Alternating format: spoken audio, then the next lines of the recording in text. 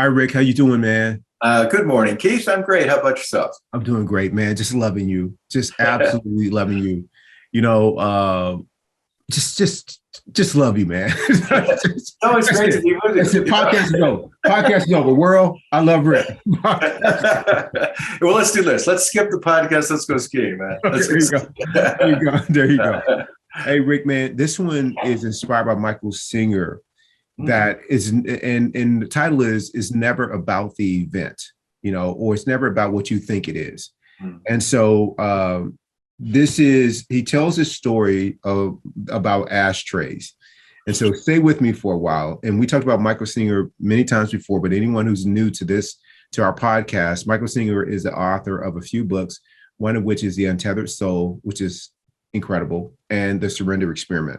Mhm. So in this particular book, one of his lecture series, he's talking about, this is actually a podcast. He's talking about ashtrays. And he talks about, let's say that you have some really debilitating arthritis in your hands, and that you have to go and have hand surgery. So as part of the therapy, after you come out of surgery, the therapist or the doctor will give you clay, and they want you to make an ashtray using your hands out of the clay.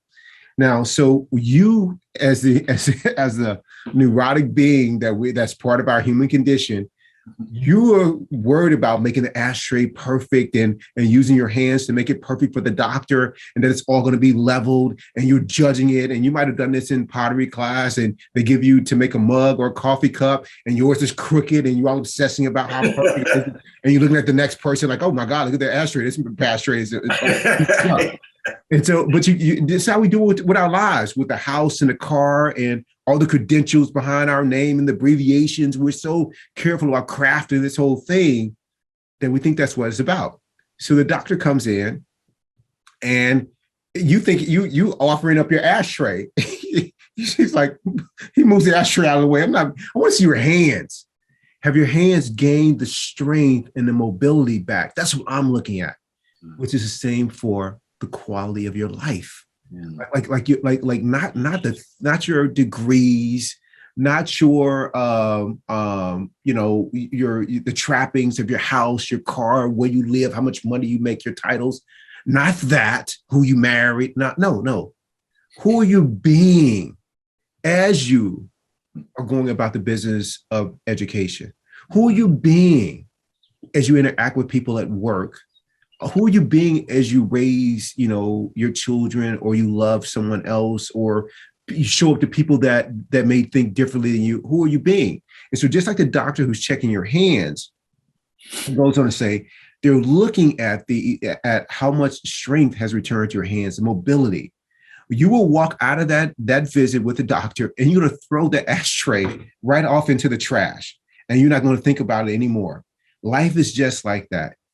All the events and moments that you come into, being bugged by the driver who cut you off, you're going to be thrown away as soon as you get to your destination. You won't even think about it again. But in that moment, you lost your mind. Like, you wanted to run that person off the road, cut them off. I'm not letting them cut into traffic. They should have waited back there like everybody else in line. Who do they think they are? Like, all of that. It was so important in that moment, but how are you spending it?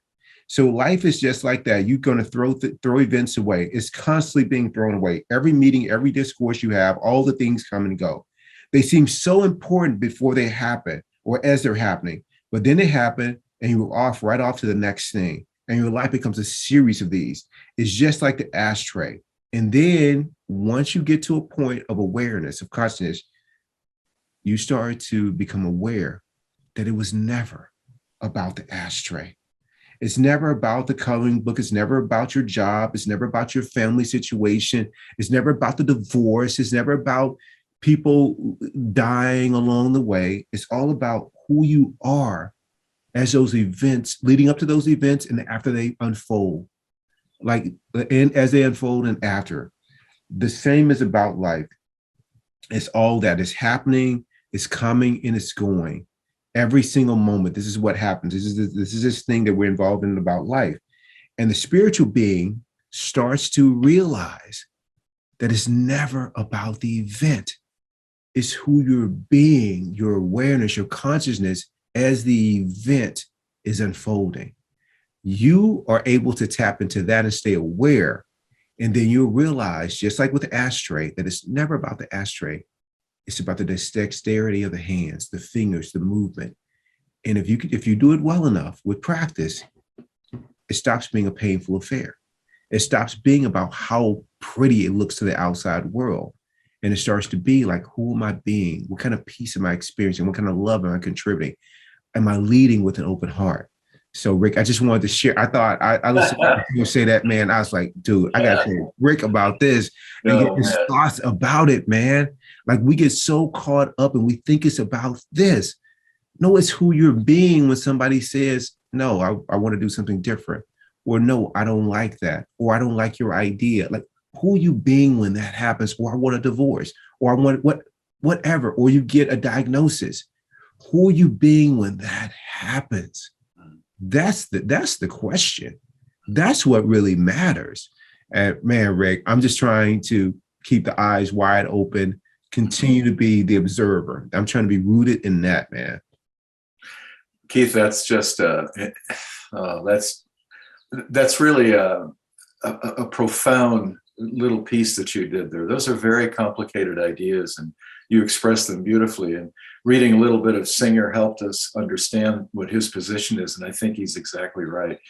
It's all about who you show up as. And the great thing for me about life is that each and every one of us has the choice every day, every moment, every situation to pick how we're going to react. And we also have the obligation to do it in a way that conforms with the person that we want to be. So you can actually create, you can put together an architectural plan for your life, which involves how you want to react and how you see life. It's not something beyond your control. I think many people forget that. It's a very, very not discussed kind of topic. We don't talk about how we want to be. We talk about things like you were saying, achievement and so forth. But every one of those little choices that we do every day develops the character, and the character becomes who you actually turn out to be, what your legacy is to others and what your mission is, and so forth. And I don't see any other way you can do it except to remember in every moment you have that election. And in every moment, if you give it up and just rant and let your ego take control, it not only leads to suffering, but you're not the person you want to be. Yeah. And, part of what you're saying with the spirituality business is to recognize that we're part of a bigger whole. Our humanity is dispersed to every other human as well. And if we're a conscious, high-level operating human, we're aware of that. And I want to be that. I keep wanting to strive. I strive to accomplish that. That's not easy, but you have to do it every day. It's the practice.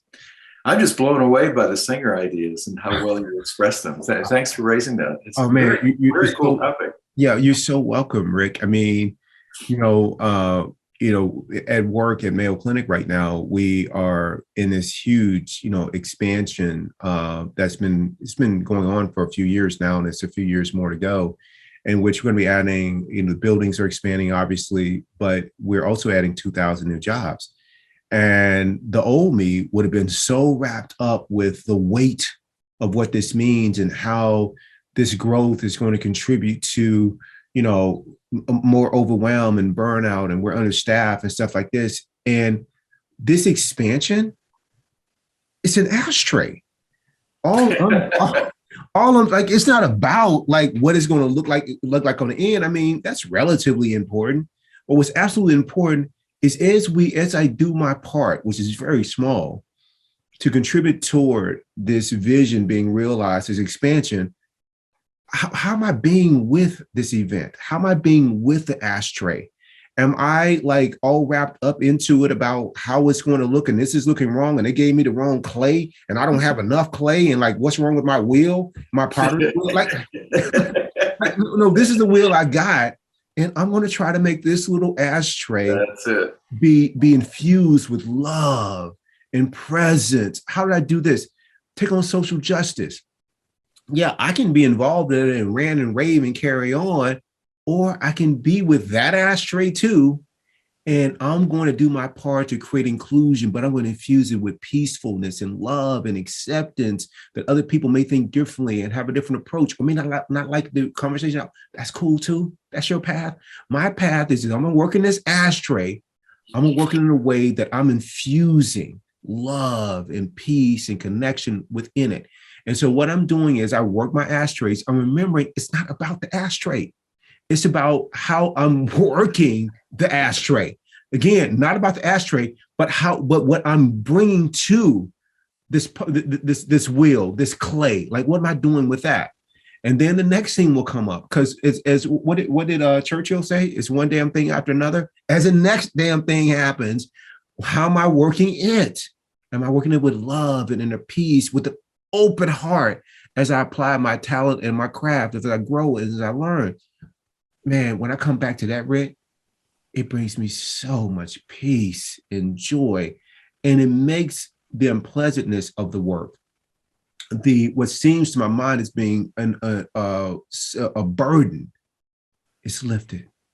And then I'm just in this moment working this little bit of clay to the best of my ability with love, and I'm just doing it peacefully. Period. That's my contribution. That's it. That's enormous. That's not just, it's enormous. Can you imagine a whole world where people had that attitude and allowed themselves to feel that and make those choices every moment? Boy, what a place we would have. Oh, man. But we don't. And so that doesn't mean anything. It just means, okay, that's how it is, but that's not how I have to be. Exactly, man. I got a good friend, and I'll close with this. I got a good friend at Mayo. Her name is Donna Sorka, and she's been just a gift to me, man, with just her approach to things. And she's in a new role. And I stopped by to say hello to her, man. And I interrupted her Zoom meeting and everything. And she couldn't have been happier, to see me. And I was happy to see her. And I know she's going to do good things. And she's just got she does her practice every morning, and she just works her little ashtray, and she's got her clay. And there's so many people, man, that are on this path, man. And it's just beautiful. And then there are a lot of people that are not on this path, and that's okay too. And they're still like arguing about the clay and what they didn't get. What's wrong with it? And their will isn't working. And your ashtray is better than mine. No, what are your hands? Show me your hands. Show me your hands. That's what I want to see. Show. And when I say hands, show me your heart. Is it open or is it closed? Consider opening it. Just consider that. That's it, Rick. That's all I got, man. That's all I got today. That's a lot. That's a lot. You are an elegant human, my man. I really love you. I love you, man. You bring it out, man. And hopefully I bring it out of you, man. I love you, Rick. I love you, Keith. We'll see you next time. I'll see you next time.